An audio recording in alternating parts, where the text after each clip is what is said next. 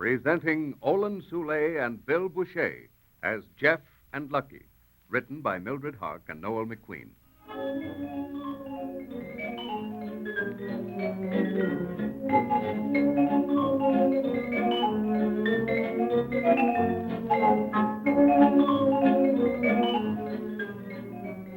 As our story begins, it is nighttime, and on the outskirts of a big city, a long freight train which has been puffing its way laboriously up a steep grade is starting to pick up speed.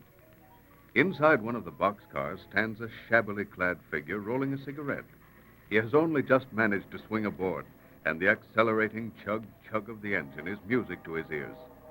Now he strikes a match and is startled as the flaring light reveals an elegantly attired gentleman not 5 feet away from him, sitting nonchalantly on a suitcase. Hey, who are you? Oh, hello. Are we sharing this boxcar? What are you doing in here? Well, the same thing you are, I suppose. Any objections? Yeah, plenty. You ain't no blow-in-the-glass stiff. No. No, I've been called a lot of things, but never a blow-in-the-glass stiff. What is it? See, you don't even know the lingo. Why, stiffs is regular bums like me. And look at you. All dressed up, fancy pants, and you even got a flower in your buttonhole. Now, ain't that cute? Well, I'm sorry you don't approve of my clothes, but after all, do clothes make the man? I don't like the looks of it, that's all. Hey, what's in that suitcase? Well, now, let me see. I'll bet you made a haul. A what? A haul. Now, look at here. If you got that suitcase full of stolen ice or something, you better get out of here fast. I don't want nothing to do with no crooks. Excuse me, but I wish you'd light that cigarette before you burn your fingers. Huh? Well, now, if you're really so anxious to know what's in my suitcase, I have this flashlight. Look out where you're shine that thing. Do you want the whole caboose crew in here? Oh, my mistake. There. Now, that's got it open. Yeah. Now, you see? A few toilet articles, 3 shirts, a couple of ties, 1 extra suit, my electric razor. Yeah, I suppose you'll be plugging that in any minute now, huh? Well, they did tell me it'd work in Pullman cars. Yeah, well, not side door Pullmans, brother. Hey, what's that thing under your arm there? Why, this? Yeah. Why, it's just my cane. A cane? Mister, you got me stumped. Now, look, if you didn't steal anything, then what's a guy like you doing riding the rails? Well, you see, I just wanted to get away. Away? Yes. Away from what? Then you did commit something. No, not a thing. Shall we say that I just wanted to be, well, free? Yeah, I can get that part all right. Yeah, that's just like me. Now we're beginning to understand each other. But I still don't see why you're beating your way. Well, you look like a guy that's been used to traveling in style. Yachts, private cars. Well, this car was private before you got in. Huh? Oh. Okay, mister, okay. You don't want to answer questions. I ain't got no business asking them. I'll say this for you. You got what it takes. Well, thank you. Yeah. But how you ever boarded this rattler before she slowed down for the grade is more than I know. Oh, it is quite simple. You see, I was in the station. What? You mean to tell me you got on when she stopped downtown? Well, yes. Now, wait a minute. Next thing, you'll be telling me a red cap helped you with the suitcase. Well, as a matter of fact, he did. Huh? Yes, very accommodating he was, too. He pushed open the door there and helped me Now, in. wait a minute. Now, look here, brother. If you're trying to kid me... What, my dear fellow? I assure you I'm not. Oh, of course, you understand I had to tip the boy, and that had me worried for a minute because I didn't have a dime. Yeah, well, then how did... I gave him the key to my car. What? Yes, he seemed quite pleased, too. It's a nice car, 16-cylinder. 16-cylinder. You gave the key to... You're crazy. Why, no, not at all. It was the most rational thing to do. I ran out of gas just outside the station. I've told you I had no money to buy more with, so the car was of no use to me. Well, maybe you're right. But it seems an awful funny way of doing things. But why? I'm sure I'm going to like this mode of travel much better anyway. Yes. We must be doing 40 or 50 miles an hour. Don't even have to bother steering. Yeah. Yeah, you got something there, brother, but... Hey, wait a minute. Douse that light. All right, but why? Well, don't you see? We're on a curve. Maybe the caboose is far enough back for him to spot this open door. Oh. Wait a minute, I'll... Yeah. Okay, it's shut now. Go ahead. You can light up again. Very good. Well, what's the matter? You know, since you closed that door, I seem to detect a strange odor. Do you suppose a rat could have passed away in here? All right? Yes. Oh, no. No, that's my sandwich. Your what? My sandwich. Here. Yeah. He is pretty strong, all right. Well, I don't like to be curious, but what is it? Limburger. A lady gave it to me this morning. Oh, here, have some. Now, you're sure it doesn't taste the way it smells? No, that smell ain't nothing to get at it. It's just the nature of Limburger. There's nothing better. Go on, have a hunk. Well, I am a trifle hungry, but... Yeah, well, wait a minute. Maybe you'd like these better then, huh? Frankfurters. Uh-huh. Yes, I think I would. Say, where's this feast coming from? Oh, out of my pockets. Oh, wait, here. Here in my shirt's the buns to go with the dogs. Yeah, see that? A whole bag of them. My, such largesse. Such what? I mean, such a quantity of food. Oh, well, you ain't seen half of it. Wait a minute. Get this other pocket here. Here's a jar of dill pickles. Yep, and over here's a bottle of Java. Well, it's cold, but it's fresh this afternoon. Oh, yeah, almost forgot. Bananas for dessert. Well, go ahead, eat. What you waiting for? why, not a thing. I think I'll start on a Frankfurter. Yeah, go ahead, eat them all. I don't want any. Oh, don't you care for them? Yeah, sure I do, but I can't eat them without mustard. No. No. Well, I'm hungry enough right now to enjoy them in the nude, so here goes. Enjoy them in the nude. That's good. Red hots in the nude. Well, it's nice of you to appreciate my feeble efforts, but, In the nude. you know, it doesn't seem quite fair. You're supplying all the food like this. Oh, don't worry none about that. Wouldn't be no use living if you couldn't help a guy out once in a while. Tell me, how long have you been traveling about like this? Oh, let's see. Kind of hard to figure. Well, anyway, ever since I quit my job. Oh? You have tried working then? Oh, yeah, sure. Yeah, I worked in a factory for 5 years. And you know what I was when I got done? I was employee number 2875, putting leg number 59X on bathtub number 676. Well, that's very interesting. Man, that's what you think. I got so as I'd go home at night and I'd dream about bathtubs. You don't say. Yeah. Were they full or empty bathtubs? It was worse than that, brother. They was upside down. No. Yeah. Then something happened.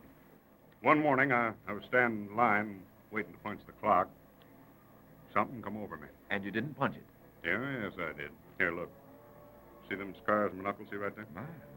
Well, sir, I hauled off and I punched that clock right in the face. Bravo. You bet. I turned and I walked out of that joint. I ain't never been tied down to any place since. I just go around, see the world. Yeah, it's great stuff. You know, you make me feel very optimistic about this venture of mine. Yeah? Especially now that I'm replete with food. Replete. Oh, yeah, I suppose you mean you had enough. Yes. Oh, yeah.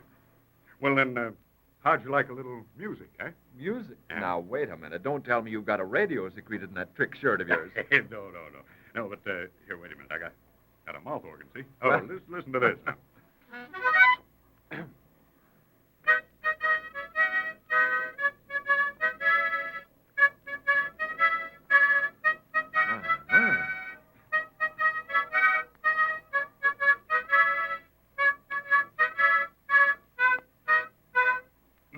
Now, how do you like that, huh? My dear fellow, you really astound me. Yeah? First we dine, and now music. Well, it's a sprightly little ditty. Mhm. You know, I like that da-di-da-di-da part. Oh, you mean this. Yes, that's it. Yeah, that happens to be my own stuff. I sort of come to me while I was sitting in a ditch this afternoon, waiting for this freight to come along. You know, it's funny. I never think of a new tune all winter long, but then as soon as spring starts coming, well, it seems as though there's music right in the air. And all you got to do is just reach right out and pick it right out of the air. You really think spring has something to do with it, eh? Wait a minute. But this train's slowing down. Well, what of it? Well, plenty. This ain't no regular stop. It means they may have spotted us. But how? No, I don't know. Sometimes the brakeman walks the decks looking for stiffs. Just our luck he was on top of this car and heard me playing tunes. Come on, get moving, brother. We got to hit the gravel. Well, you mean jump off before it stops? Yeah. Just step calmly out into the night? Oh, don't let that dark bother you. Now, look, lean way back when you jump like you wanted to land on your back. Yes? And when you hit, start running. The speed of the train will stand you up. Yeah. Oh, now, come on, get going, and I'll follow you. Well, you're the doctor. Or should I say coroner? Wait a minute before you go. Let me handle that that suitcase. Yeah, Here, all give me right. that. All right, now go ahead. Go ahead, jump. Get. Okay. Now. Hey. Hey, Fancy Pants, where are you? Yeah. Huh? In the ditch. Are you okay? Well, I haven't finished taking inventory yet. Hey, all right? One thing is certain. That name Fancy Pants isn't as appropriate as when you first used it. Huh? I made a three-point landing and did more sliding than running. But I've still got my cane. You don't mean it. Hey, you're all right, brother. Takes nerve to hit the gravel in the dark like that. Yeah? You're all right. Well, you're kind of all right yourself. Say, you know, I've been thinking, how'd you like to, well, sort of stick with me, huh? Why, I deem it a privilege and an honor to travel with a blowed-in-the-glass stiff. You would. Okay, it's a deal. Here, put it there, partner. My name's Lucky. Well, I'm very glad to know you're lucky. Much Jeffrey is the name my fond parents hung on me. Yeah, how are you? Jeffrey, huh? Yeah, it's fancy, like your pants, huh? All right, well, I'm going to call you Jeff. All right. Wait a minute. Stay down. We got to lay low until the brakeman gets past. Look, you see that red light ahead there? Yes. Yeah, well, that's his lantern. He's found out we ain't in the car by this time, and any minute now he'll be giving him the high sign to go ahead. Now, look here. We got to work fast. Oh, here. Open up that suitcase and stow stuff in your pockets. Come on, quick. All right, but Get it open. won't I look rather bulgy? Yeah, do like I say. Oh, here. Give me some of them duds. Tie 'em around my middle here. I take See, it like this. Do that. Take it my suitcase and I are parting company. You can't board no moving freight one-handed, you know. Come on, give me some more. Wait a minute. There she goes. Are you ready? No, not yet. Have you got a knife, Lucky? Knife, yeah. But what? I've got to slit the lining of this suitcase. Slit the lining. Yes, there happens to be a little brown envelope secreted in there. Huh? Come on, the knife, Lucky. Oh, the knife. Yeah. Oh, here. Okay. Yeah, thanks. Look, Jeff, There. I don't get this. There, here's what I want. Huh? Well, if you got it, come on, then. We got to ride the bumper. Yes, all right. Bumpers. Yeah? Oh, yes, bumpers. Hurry up. I've read about those. How about our private car? No, we'll never make it the way she's picking up speed. Come on, keep running. Yes. Grab the steps of this car as they come past. Well, I hope the steps are where I grab. Go ahead, I'll be right behind you. All right. Go on, move up. Hey, you know, I think I made it. Boy, that was nice going, Jeff. Daring young man on the flying trapeze. Yeah, now look, reach around the corner with your foot there and find the bumper. Well, that sounds like a splendid idea, Lucky, but I've been prodding about with my cane, and I don't think there is one. Hmm? Oh, wait, let me try there. Go ahead. Get to one side. You see? See, there's nothing but space. Oh, wouldn't you know it? We picked a couple of icebox cars without no bumpers. Oh, it's an outrage. We'll complain to the management.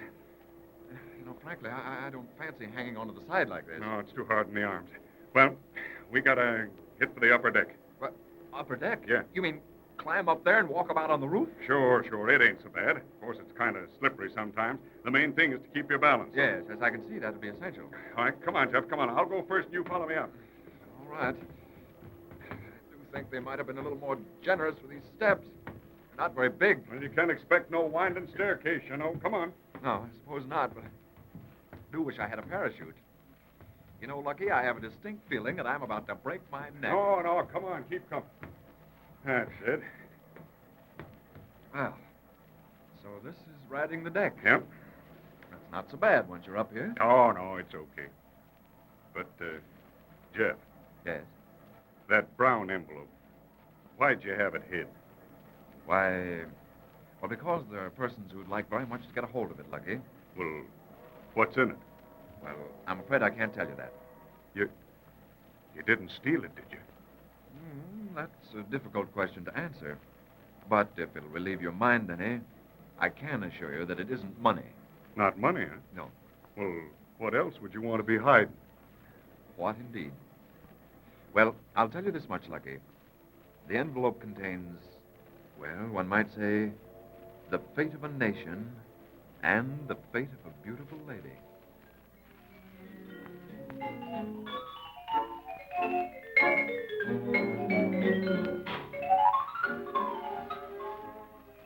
And so we leave Jeff and Lucky, perched precariously on the top of a speeding freight train.